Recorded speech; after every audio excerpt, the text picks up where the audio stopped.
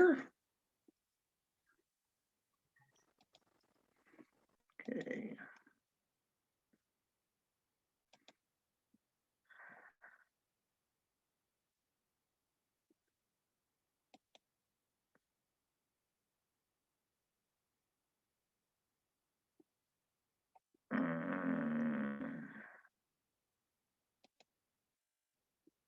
Well, hang on here. I thought I'd done it right. There we go.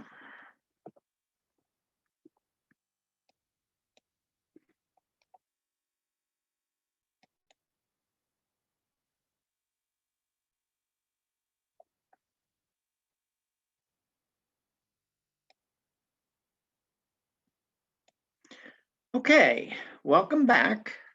We have been studying the civilization of Egypt for the last few weeks. Remember, Egypt's kind of divided into three basic areas of time. There's the Old Kingdom, which is sometimes called the Pyramid Age. There's the Middle Kingdom, which is the period of time when Joseph was in the Bible in Egypt. And then there's the New Kingdom, which we haven't started yet. So that'll be the next couple of weeks, including the fabulous King Tut, which everybody's heard of, I'm sure. But today we're going to just kind of do a little bit of sidelight. We're going to go off and we're going to talk about the Egyptian religion. And you might wonder why I'm going to talk about that so much. And I'm doing it for a couple of reasons. Number one, it did have some influence upon the Hebrew religion. Remember, the Hebrews were in Egypt for some 400 years before they went through the Exodus and finally came out on the other side and settled and created the state of Israel, the modern state of Israel in a sense. But they brought with them certain groups of people which still kind of uh, had some dealings with the Egyptian religion. Remember, after Solomon died, his kingdom was split into the northern kingdom of Israel and the southern kingdom of Judah. And the northern kingdom actually became much more of a heathen, a pagan like state where they worshiped the golden bull, which is an Egyptian god, the golden calf. So it's got some importance to the Hebrew religion, but even more important than that, it explains why the Egyptian kings were able to have so much authority over the people and why these people were willing to drop everything and build these huge pyramids and to kind of become subservient to the state. And it's because of religion, because they had a very strong religious uh, sense. So let's kind of review what we did last week. We talked about the Middle Kingdom last week. We learned that Egypt went into a period of decline after the Great Pyramid Age, but was reunited about 2000 BC. And we learned that there was a new dynasty of kings started by a man by the name of Amenemhet, and that two of those kings, Senusret and Amenhotep III, were particularly strong and ranked amongst the strongest of Egypt. And we learned about 1725 BC, Egypt went into a period of decline uh, because they were, in a sense, invaded by a group of people who were probably Canaanites, but we know them as Hyksos. And we learned that the biblical Joseph probably served under Senusret III and Amenhotep III as a vizier. So this is the period of time when Joseph was in the Bible, as we learned last week. And then we went into quite a bit of evidence showing that the narrative of Joseph that's in the Bible is probably more accurate than what a lot of historians have led people to believe. A lot of historians kind of paint Joseph as a myth, as a symbol of the Israelites and the Hebrew people. But I'm pretty sure he was a real person because of the existence of this Joseph's Canal, as well as a possible place in the little town of Abras in the Delta where he was buried before his bones were taken back with the Exodus, and also some paintings on some of the tombs, which definitely show uh, probably Joseph's family in their Semite robes, which were very colorful with beards and all. So that's what we learned last week. But today we're going to talk about the Egyptian religion. And here is part of the sarcophagus off of King Tut's tomb. That's gilded gold there. And you can see that it's got, engravings of some of the Egyptian symbols that we've come to be familiar with to a degree. So my cartoon for the day, you see the Egyptologist down there, and he says, "What the? Another little casket? Kind of like a bunch of nesting boxes." Actually, there's a little bit more truth to that you might realize. That was very common for the Egyptians to have multiple caskets within their sarcophagus, the big tomb as such. King Tut actually had 6 caskets, each one getting smaller until you got down to the one where his mummy was. So there's a lot of truth to that, really. Even though it's a cartoon, it's actually some truth there. So my scripture for the day: when the people saw that Moses was slow in coming down from the mountain, they gathered around Aaron and said, "Come, make us gods who will go before us." Aaron answered them, "Take off the gold earrings." They took off what they handed him and made it into an idol cast in the shape of a calf. Then they said, "These are your gods, Israel, who brought you up out of Egypt." That's in Exodus 32, 1 through 4.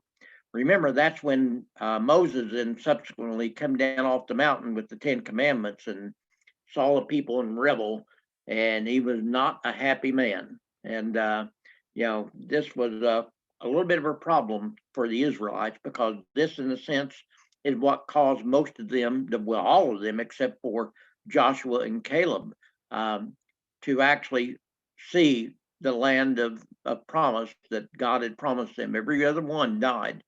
Even Moses, only he got to see it. He just didn't get to go to it. So this is probably what something like Aaron made. This would have been a golden calf. And this is a replica of one of the Egyptian gods. This is Bes. She's kind of the goddess of the domestication of the household and mothers and children and stuff. And she was a very, very important goddess to the common people. And I have no doubt this is something like Aaron would have made to kind of placate the people, because they were getting so upset about Moses being gone so long, and they thought that they were going to die.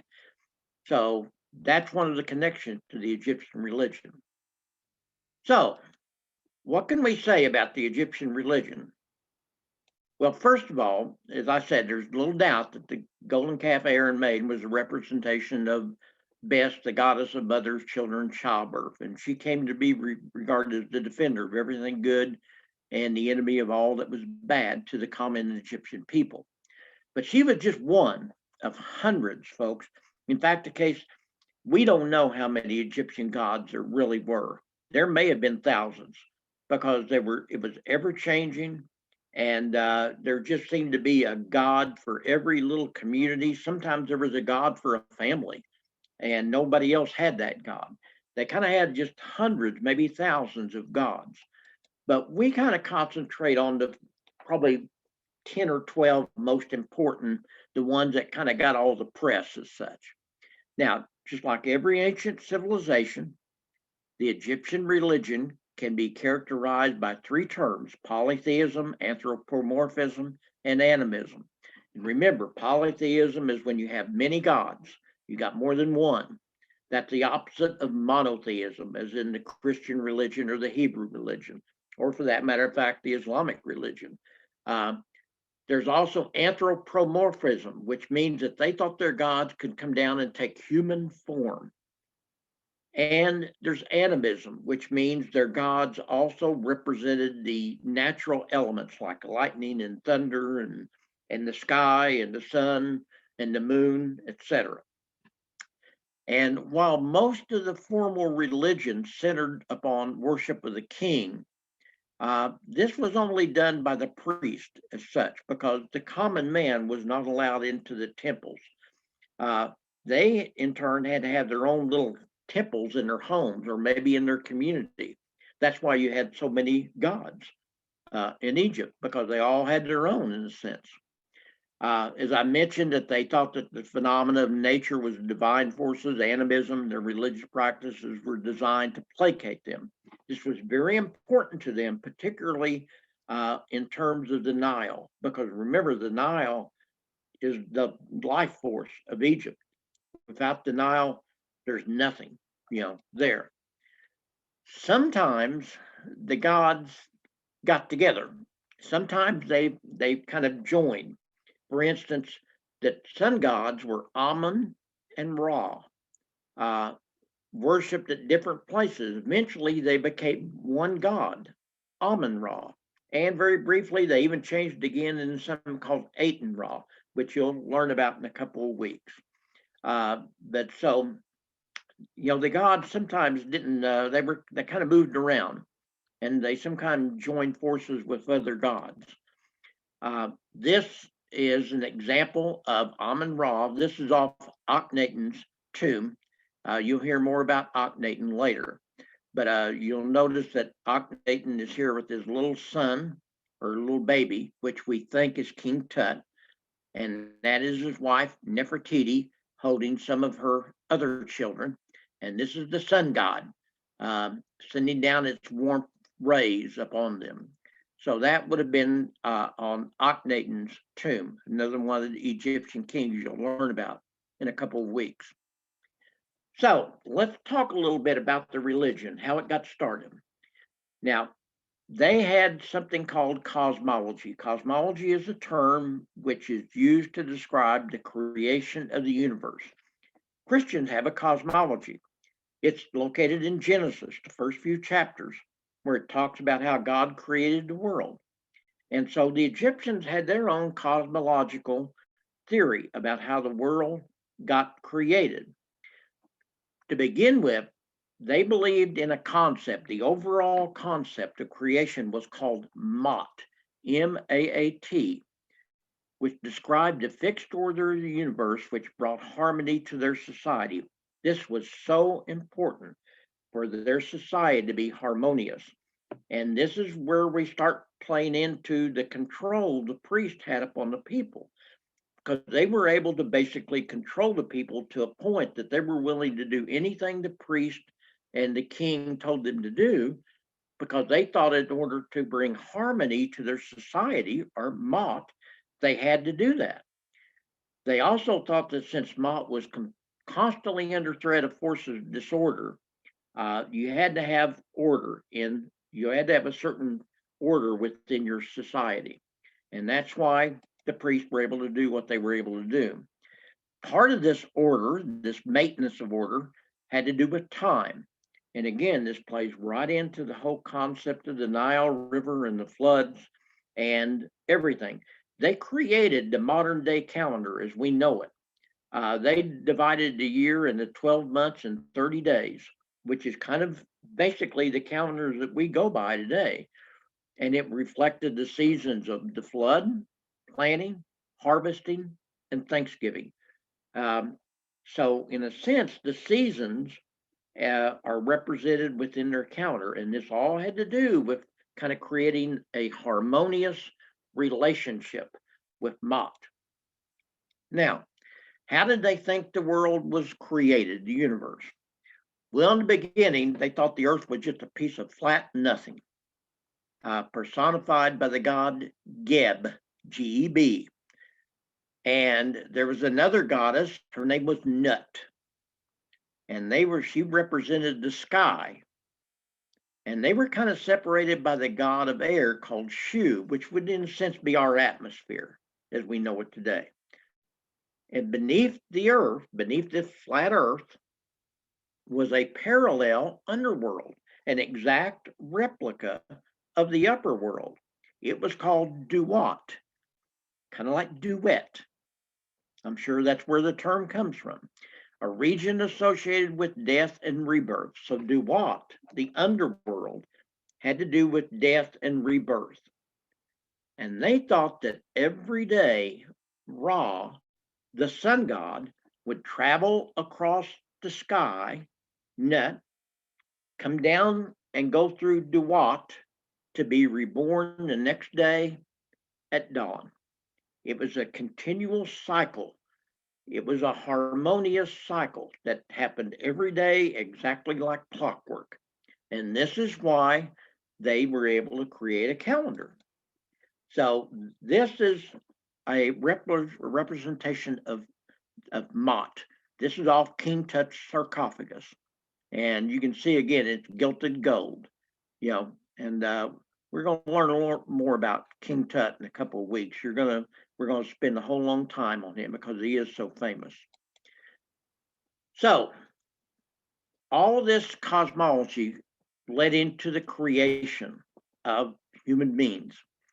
Now we know about the creation mythology of the Egyptians because of what's called their pyramid texts, which are engravings upon the walls of their tombs and inside the pyramids, because they engraved all this down. They had all this myth. They didn't have a book as such, but they engraved it all up and down on the sides of the wall. So here's how it started. They said in the beginning, there was chaos. That was called Nu. Everything was just chaotic. Sound familiar? Kind of like the book of Genesis. Eventually, out of this chaos arose a primordial mound, a mound of earth. And out of this primordial mound, the sun god Raman created and was stood upon it. So the sun god Raman is the first kind of god as such. He then mated with his shadow, according to the Egyptians. Quite the feat there. And produced two children, the air and the sky, Shu and Nut. We talked about that. They, in turn, mated, and created the physical world, Geb. And then, to make even things more confused, Nut and Geb mated, and they created, a god, and that angered Amun, and he sent Nut into the heavens to keep them apart. Okay, I don't expect you to remember all that. Okay, what's important here is this, folks. This primordial mound was later represented in the form of a pyramid. If you wonder why the gods in the beginning built pyramids, it was because they were kind of creating the primordial mound from the beginning. And at the top of the mound stood Amun-Ra, the sun. And think about it, they always capped it with a golden capstone, and the sun rays would shine down upon the people. So the pyramids were a representation of the primordial mound, the beginnings of creation in their minds. So Nut goes to heavens, okay, into the heavens, and she's pregnant, and she gives birth to three children. These become the primary trilogy of gods on earth to the Egyptians. There was Osiris, who became the great god of earth. There was Isis, his queen, and there was Set, who represented the god of chaos, violence, and storms. They were siblings. Osiris, Isis, and Set. These are the three chief gods, in a sense, of the Egyptian people, other than Amun-Ra, the sun. Now, Set became jealous of Osiris because Osiris was the primary god of the earth, and he murders him, dismembers him, cuts him into 42 pieces, according to the Egyptian mythology, and spread his body throughout the Nile Valley. And then Isis, his sister, goes on a journey to find all the different parts of his body and bring them back together and reanimate it. In turn, they mate and have Horus, their son, who avenges his father's death by sending Set, Osiris and Isis' brother, to the desert forever. So Set is sent, chaos is sent out into the desert. And now you have Osiris reanimated. Osiris, in turn, becomes the god of the underworld and the judge of the dead. So when you die, according to Egyptian mythology, you eventually would become judged by Osiris. And we'll talk a little bit more about that in a little bit. Horus, their son, becomes the personification of the king of Egypt. For thousands of years, the king of Egypt was thought to be Horus incarnate. That's why the Egyptian people would do anything for the king, because he was so powerful. He had actually caused all this to happen. He had avenged his father's death. And as a result, the king became the intercessor with all the other gods. So that's how this all came to be. So, as I said, Horus becomes the god of kingship, and Egyptians come to believe for a time that the king is Horus incarnate. So, here is off a painting on a tomb. Up here, you see Osiris. He's always portrayed in green. He's the god of agriculture, and he's always portrayed as a color green. Isis, his sister wife, is shown holding Horus, their son, the falcon god. And Isis has the sun disk here on and kind of enclosed in an altar on top of her head. And so this is Osiris and Isis and Set, or pardon me, Horus. Set's off the picture now. He's banished to the desert because he's chaos and they don't want him around. Now, there were other gods, and we're not going to go into detail on any of these, but I just thought I'd mention them to you because you've probably heard of them. Amun-Ra was the sun god, and he was kind of the chief god, and he was the beloved of all gods. He's usually shown as a man with a falcon's head, crowned with the sun disk. And then we mentioned Osiris here, the god of the underworld and judge of righteousness, depicted as a man with green skin, power over vegetation. His wife, sister, was Isis, the mother of Egypt, the goddess of the moon, nature, fertility, often depicted as an empty throne on her hair dress or a pair of cow horns encircling a lunar disk. And then there was Set, their brother, who was the god of chaos. And he's always pictured looking like a really strange character. He looks kind of like what's called an aardvark. He's got a curved snout with erect ears, and they're squared off. He's got a forked tail, which is probably where the Christian idea of a devil with a forked tail came from. He's often shown in red holding an ankh. An ankh was a symbol of life force. You who remember the 60s know that the ankh was really big with the hippie generation for whatever reason. Horus, their son, was the god of light, the god of kings, usually depicted as man with the falcon's head. And then there was a god of wisdom called Thoth, and he was kind of the god of the scribes, and he's always looks like an ibis, which is a water bird. And I guess they thought the ibis looked like he was really smart because that's how they depicted him. Then you got Anubis, the jackal god, the god of the funerary practices, which we're going to talk about in a few minutes. And then there's the god of the craftsmen and the builders. Very important because they're the ones that built the pyramids and all these temples. And his name was Ptah, Ptah. The P is silent. And then, of course, we've already mentioned Best, the god of motherhood and the fertility goddess depicted as a woman with a cow's head. And there was one more, the cat, the lion. Remember the Sphinx? That was probably a representation of Bastet. Bastet was the goddess of the hunt and the moon. And, she was a very important goddess, too, to the Egyptian people. They really had a fondness for cats in Egypt. I've read where cats just roamed around in the thousands in these Egyptian cities. Still do today, from what my understanding. They think the cat's very important to their religion. Here's kind of a representation. These aren't from a tomb, but this is somebody's drawings. This is Thoth, the scribe. Got the bird head, the ibis head.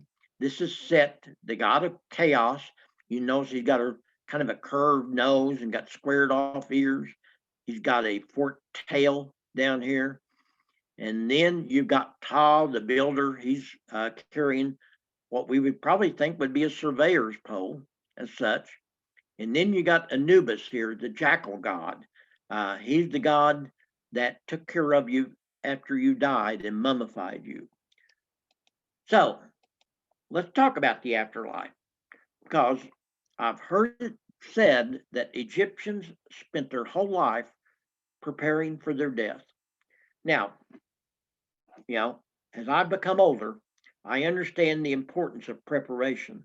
And, I think most of us understand that that's coming to us and that we take preparation to deal with it. We want to make sure we got all of our financial affairs in order. We want to make sure, I'm sure a lot of us have already got our uh, funeral plans in line, and maybe paid for our coffins and our grave plots and our crematory bills or whatever. That we want to prepare for life after death and after life.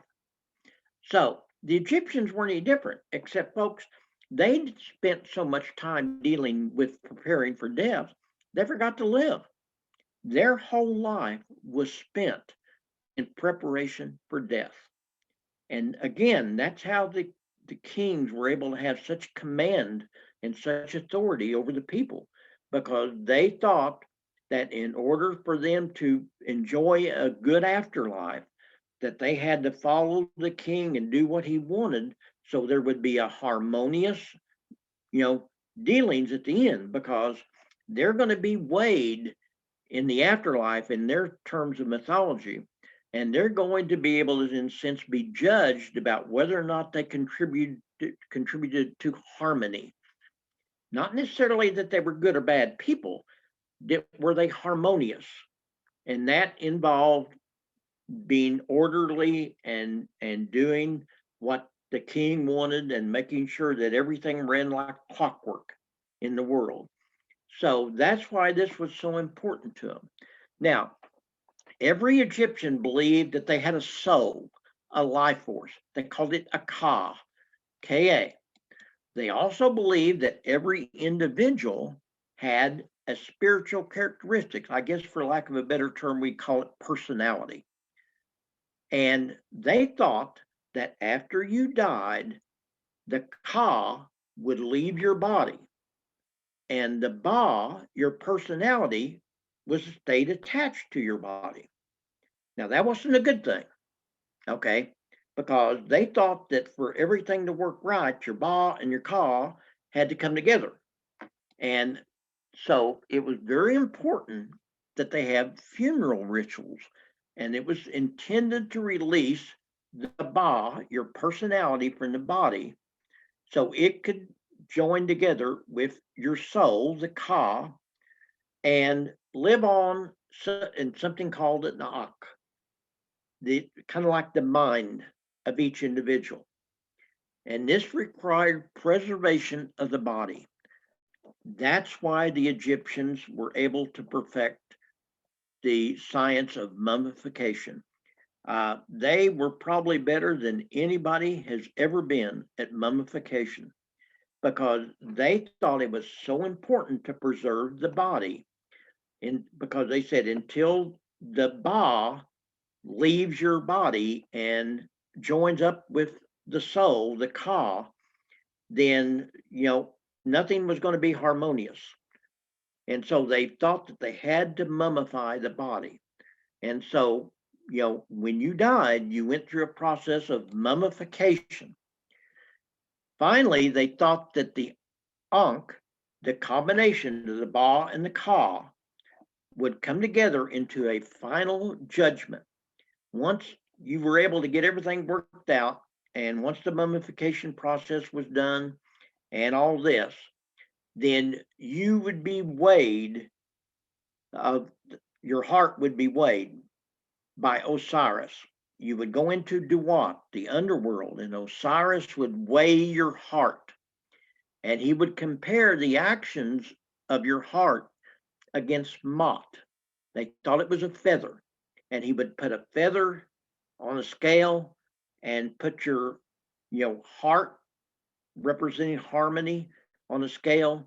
And if it balanced out, it was harmonious, then you would get to spend the rest of eternity with Osiris. I guess what we would call heaven. And remember, this wasn't necessarily a good and bad or evil and good type thing. It was whether or not you had contributed to the harmonious life.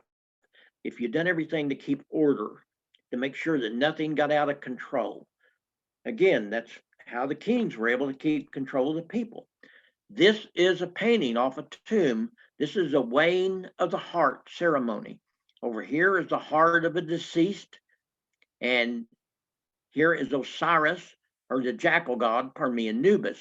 He is weighing your heart against a feather of Mot to see if that they weigh out and they're balanced, they're harmonious. Now, how did they do mummification?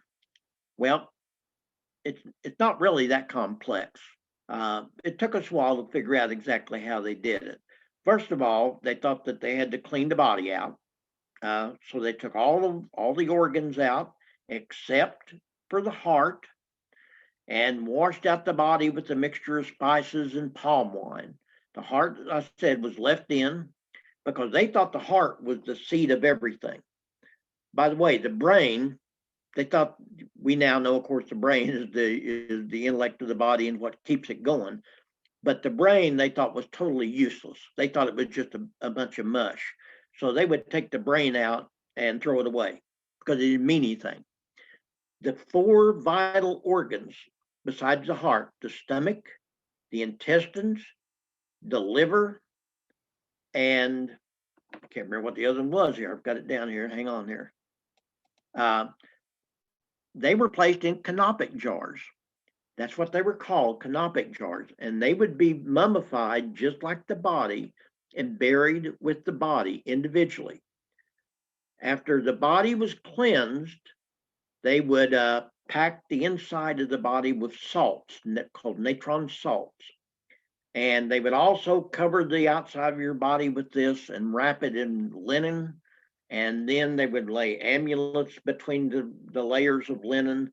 And if you were very important, they would cover all this with pitch, with tar, to keep out the evil forces. This took about 70 days to get all this done. So it took about 70 days for the mummification process. The last process, when you were finally laid up in your tomb, if you were the king or somebody important, they would perform what was called the opening of the mouth ceremony, because you were going to have to speak to Osiris at the final judgment. You were going to have to answer for your either harmonious life or your unharmonious life.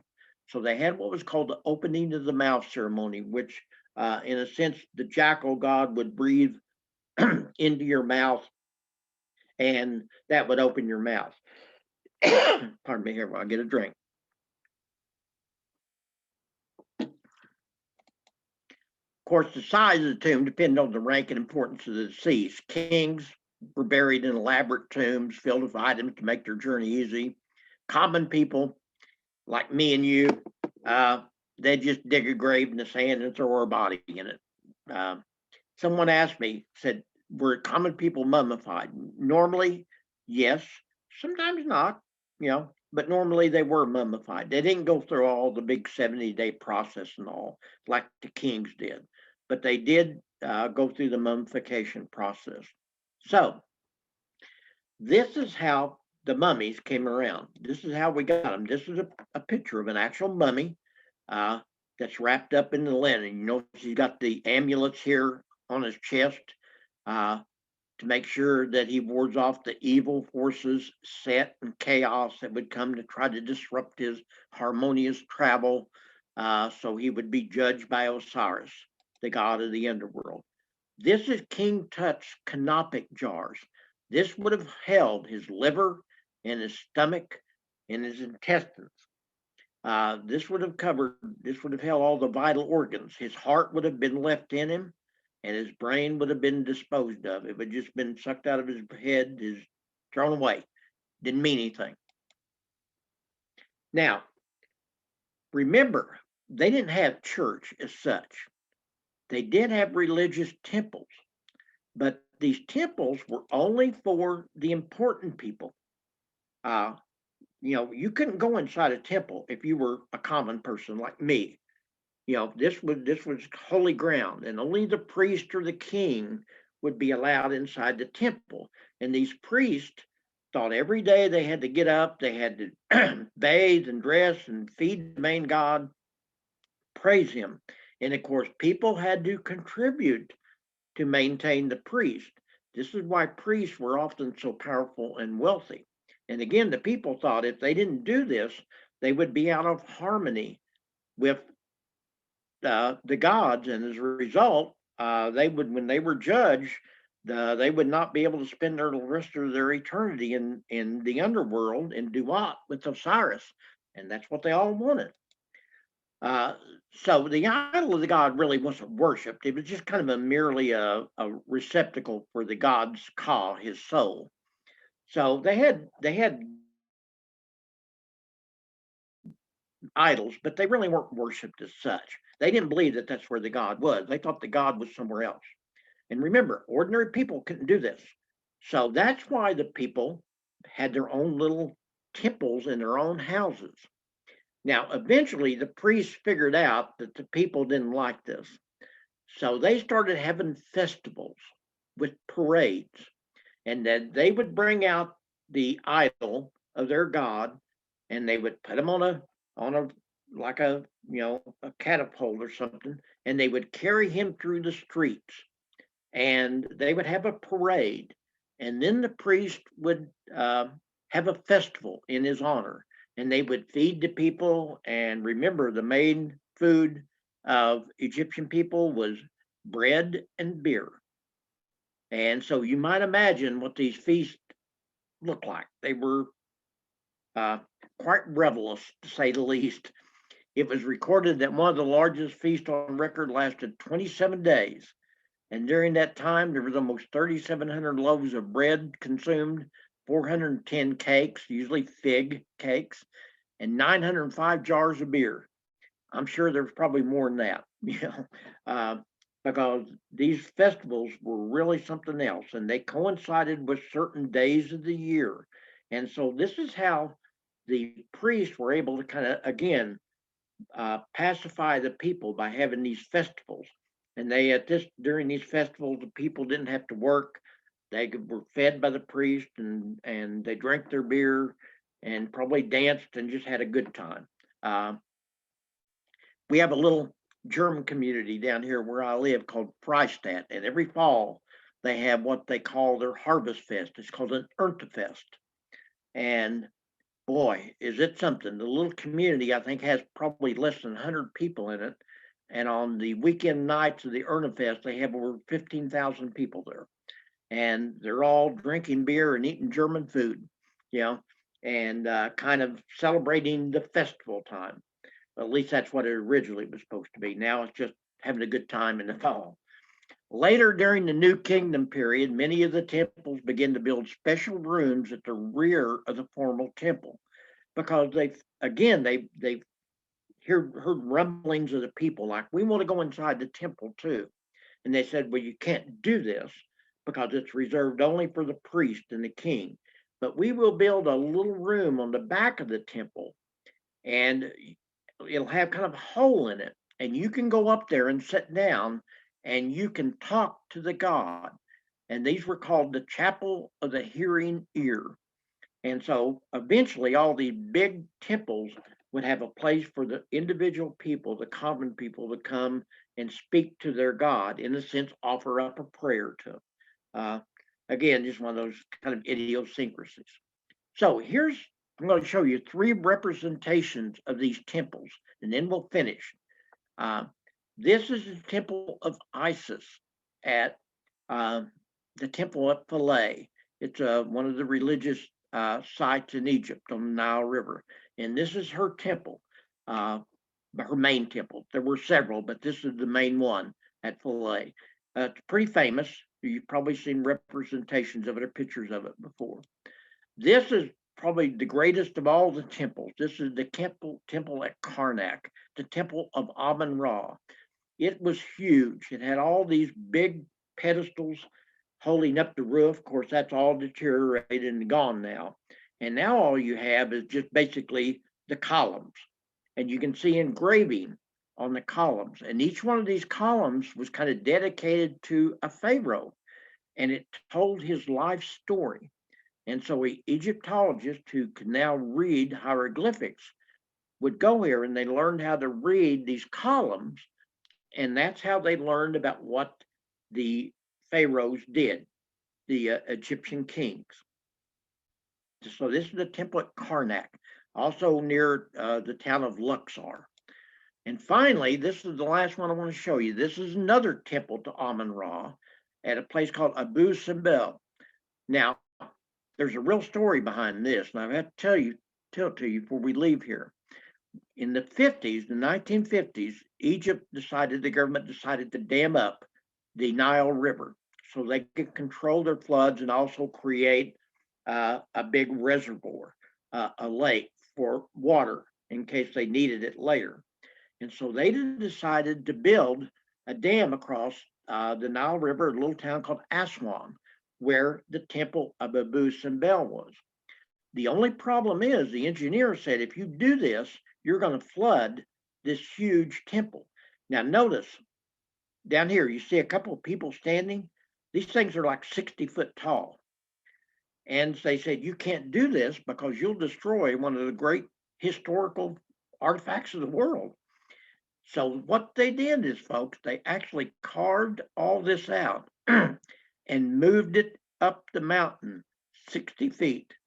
This whole temple was carved out and moved up onto the top of the mountain so it would not be inundated by the flood. It took years, and I remember as a young kid reading about this, and it just fascinated me because I was thinking about how they would do this.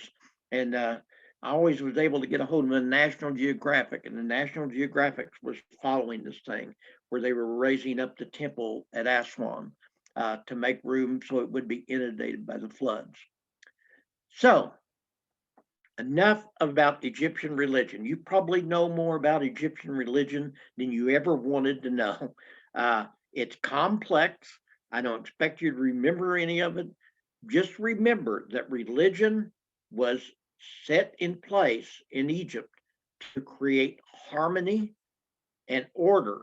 And that's why the kings were able to control the people so authority, because they had to, they had to live a harmonious life or they would not enjoy the afterlife. So that's how it all came about. So I'm done for the day. Next week, we're going to start our 2-week study of the New Kingdom, and we're going to talk about some of the main pharaohs in the New Kingdom. And then the week after that, we're going to talk about 2 specific pharaohs. One of them is a man by the name of Akhenaten, who had a revolution in religion in Egypt. And then we're going to finish up talking about the famous King Tut. Everybody's heard of King Tut.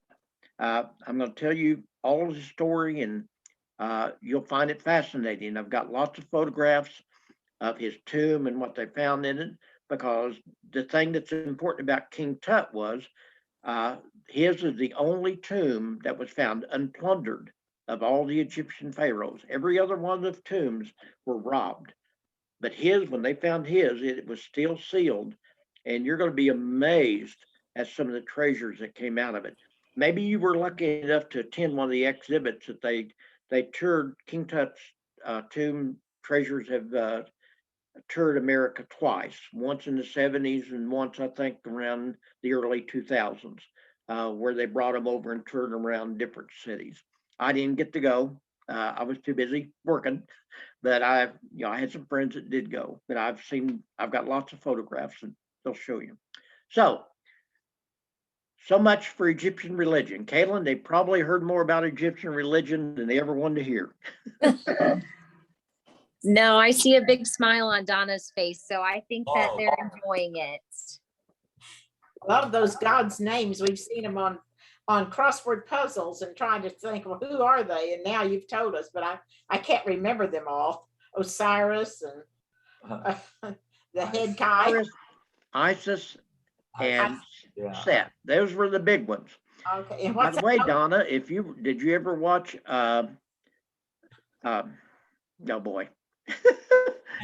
What was the PBS story about the people back at the turn of the century, where they filmed about the famous people? I'm having a brain spasm here. I am too, so I don't know. I doubt it. Anyway, they had a dog that was named Isis. Yeah, Oh. and he was a real famous person, and he named his dog Isis on the TV show because he liked Egypt. I'll talk to you. I'll tell you a little bit more about that someday. Okay. Oh, Thank you so much. Thank you. I'm having a brain spasm. That happens. Thank you so much, Tony. We appreciate you, and thanks for everybody who tuned in today. Yes. Okay. Thank you. Bye-bye. Bye-bye.